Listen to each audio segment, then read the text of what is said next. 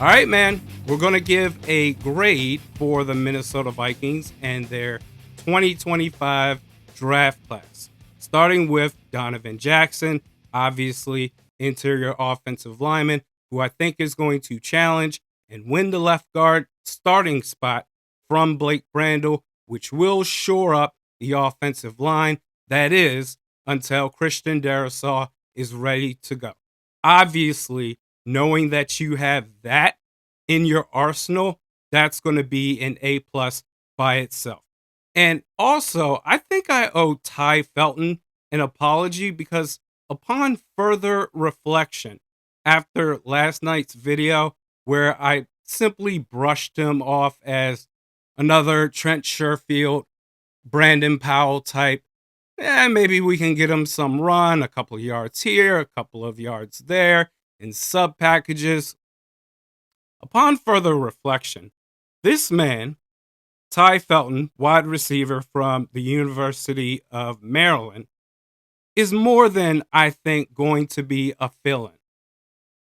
6'2", 178 pounds, is also fast as lightning, 4.37 seconds, 40-yard dash. He's going to be more than Trent Sherfield and Brandon Powell. In fact, there may be a suspension looming for Jordan Addison and his pending DUI lawsuit. And if that is the case, you're going to need somebody to fill in for the presumably missing Jordan Addison. So who is that going to be? Obviously, in this case, it's going to be Ty Felton. You're going to have two tall-ass trees out there for receivers in Jefferson and Ty Felton. And if Felton takes advantage of any pending opportunities that he gets and goes off, maybe this turns into a staple. Maybe this turns into something you can use over the long haul. That we've been looking for some combination of a three-way receiver set outside of tight end when you can't use TJ Hawkinson, whether he's just not ready to go, he's not healthy, or he needs a couple of snaps off. We've been looking for that because when you have a trio receiver such as that, say Addison, Ty Felton, and Justin Jefferson, eventually that increases the speed that the defense has to keep up with. It keeps them on their toes. You go from, all right, we got TJ Hawkinson out there as our wide receiver 3 to, oh, now we got Ty Felton. Who's gonna cover this guy deep? Not I, said the cat. At pick 139, the Minnesota Vikings select Tyrion Ingram Dawkins, edge rusher from Georgia, 6'5", 280 pounds.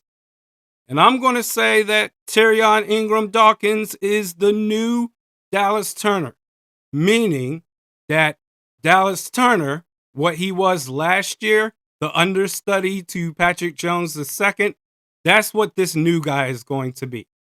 And Dallas Turner is going to be the new Patrick Jones. I need this man to step up so bad. Because during one of last year's live stream games, someone in the comments section brought up this as a chant for him. I do apologize that I don't remember who exactly said this, but that chant, I never lost wind of it. I was like, oh yeah, I'm running with this next year. So I need him to go off. So that in itself, I'm going to give an A as well. Then the Vikings traded down. Seems like they traded down a lot in this draft. From 142 down to 172, you got Sam Howell, your backup quarterback, out the way from Seattle. No longer having to worry about the fake ass news of we're waiting on Aaron Rodgers or we're waiting on Kirk Cousins and all this fake ass crap. No. Sam Howell, he's going to be the backup. Along with picks 201 and 202 with the Los Angeles Rams. At pick 201, and these final two picks of the draft, I'm just going to chalk it up to I'm not really expecting much of anything. But at 201, the Minnesota Vikings select linebacker Kobe King from Penn State. And at 202, their final pick, tight end Gavin Bartholomew from Pittsburgh. Tight end, which I hope for his namesake that he succeeds. It's funny because ironically the other day, or not the other day, last night, when I went on my Shadur Sanders rant, I was thinking to myself, I was like, if I raise my voice too loud, I'm gonna end up sounding like Patty and Selma on their third pack of cigarettes because I had dry throat, dry mouth. And I don't even smoke cigarettes. Made that reference from Bartholomew, The Simpsons, if you don't get it. But I made it. Overall, for this draft grade, I'm going to say an A. And I think because of the possible insurance policy that you have with Ty Felton and the possible upgrade that you can have with this offense to take it to the next level, something we've never seen before. We've talked about how we've never seen the offensive line look this rigorous before. This offense and the potential speed that's about to be brought to this offense is something we haven't seen in a long time. I can't think of the exact year. Maybe '09, huh? 2017, maybe.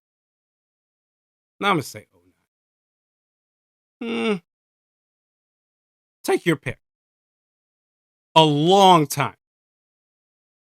I'm going to give this an A+. This is not homerism. Any potential problems with this team, I have no problem addressing it. But I'm going to give an A+ to this team for their performance in the draft. Now, right now, the undrafted free agent draft class, I guess that's how you categorize it, is being put together in real time. So we'll go over that tomorrow. But for the draft, as how it went down this week, your thoughts in the comments section below. We will see you tomorrow.